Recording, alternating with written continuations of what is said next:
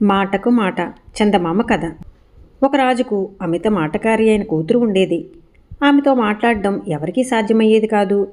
అందుచేత రాజు తన కుమార్తెను మాటకారితనంలో జయించిన వాడికి ఆమెనిచ్చి పెళ్లి చేయటమే కాక అర్ధరాజ్యం కూడా ఇస్తానని ప్రకటన చేశాడు.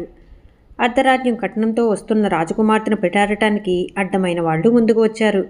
అయినా ఎవరూ రాజకుమార్తెతో మాటకు మాట అనలేకపోయారు. చివరకు రాజు విసిగి రాజకుమార్తెతో ఓడిపోయిన వారి చెవులకు కర్రులు కాల్చి వాతలు వేయిస్తానన్నాడు. రాజకుమార్తె పెళ్లి వార్త విని ముగ్గురు అన్నదమ్ములు బయలుదేరారు. వాళ్లకు జరుగుబాటు తక్కువగా ఉండడం చేత అర్ధరాజ్యం సంపాదించుకుంటే బాగుంటుందని తోచింది. వాళ్ళు వచ్చే దారిలో ఒక చచ్చిన గోరింక కనిపించింది. మూడోవాడు దాన్ని తీసుకుని నాకేం దొరికిందో చూడండి అని అన్నలతో అన్నాడు. అది ఎందుకురా, పారే అవతల అన్నారు అన్నలు. ఎందుకైనా పనికి రావచ్చు అంటూ మూడోవాడు దాన్ని దాచుకున్నాడు.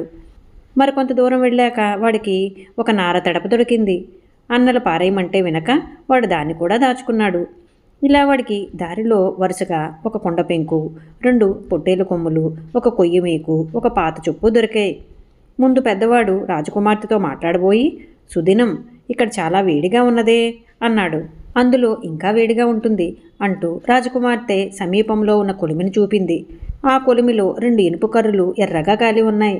వాటిని చూడగానే పెద్దవాడికి నోటమాట రాలేదు. 2 చెవులకు వాతలు వేయించుకుని బయటికి వెళ్ళాడు. రెండోవాడి గతి కూడా అంతే అయ్యింది.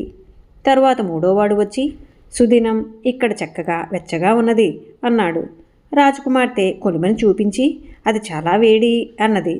అందులో ఈ గోరింకను కాల్చుకోవచ్చు అన్నాడు వాడు.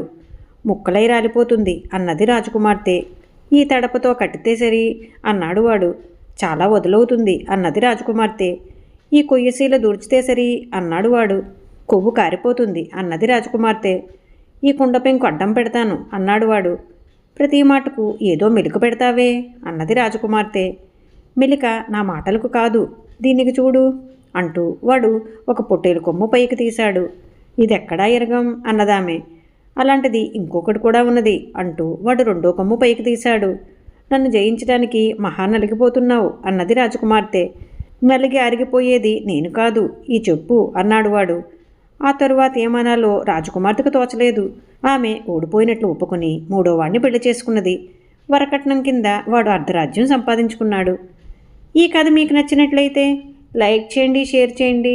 మరిన్ని మంచి కథల కోసం మా సంపత్ ఛానల్ని సబ్స్క్రైబ్ చేసుకోండి.